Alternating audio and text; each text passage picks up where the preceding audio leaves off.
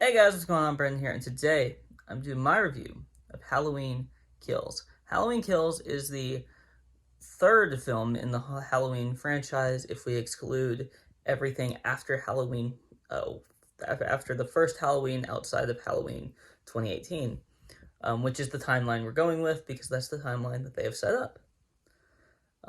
Nothing that happened after Halloween, the original Halloween, happened. None of that happened. Forget all of it. And this movie is fun. That's the first thing it's the first adjective I'm going to use. This movie is fun. I very much enjoy this film. But let's get into kind of the cast and everything. The film is once again starring Jamie Lee Curtis as Laurie Strode, Judy Greer as Laurie Strode's daughter Karen, and Andy Matichuk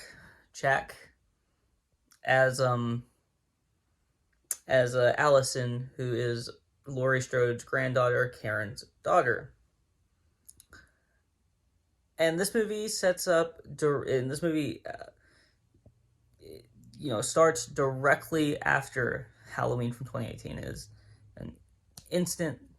We are starting right where we left off, and this movie works in a lot of that sense. There is a few problems, but first of all, I want to talk about it was directed by David Gordon Green, who also directed 2018's Halloween film, and I believe he wrote it, or at least he co-wrote it.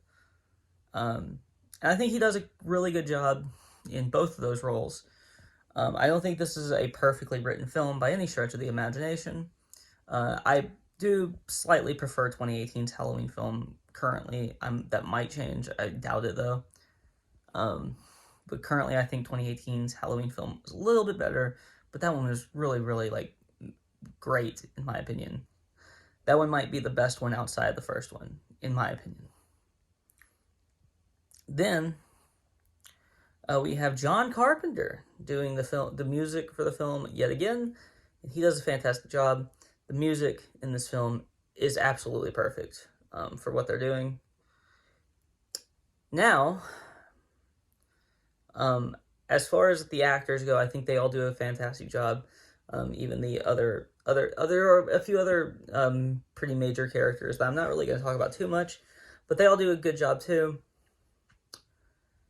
The main issue that I have with this film, I think, is I don't feel like it moves forward Michael Myers, which I don't want to know too much about Michael Myers outside of what we already know, but I don't think it moves the story forward enough for me, personally. The kills in this film are really fun. I really, really enjoyed watching the kills in this film. I think that might be the best thing about this movie. If you like the other Halloween films, you will like this film. 100%. I 100% believe that if you like those other Halloween films, you will like this film. Will it be the best of them? I don't think so.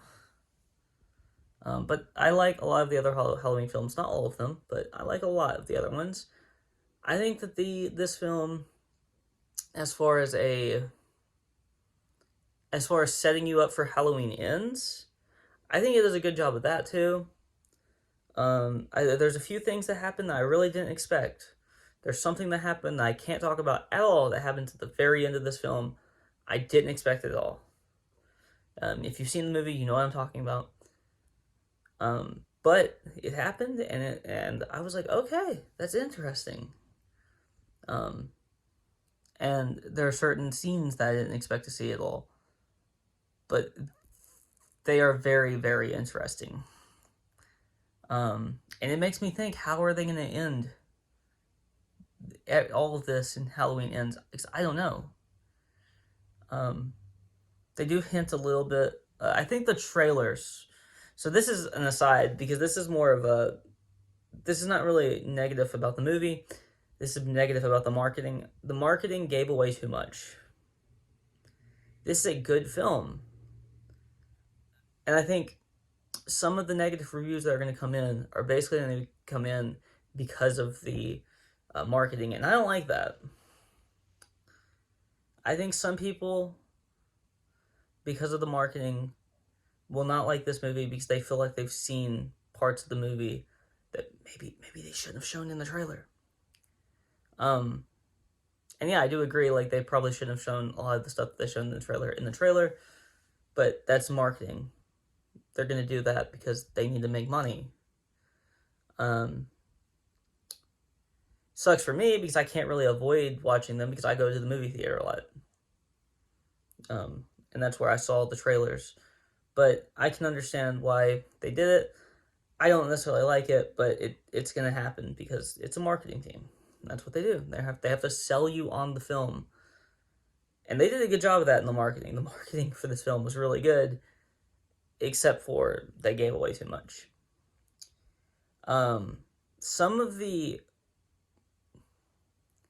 So they do reveal one thing about Michael Myers in this film, and about kind of they add to the lore of the first film, which I think worked for me in this film, and I really like that.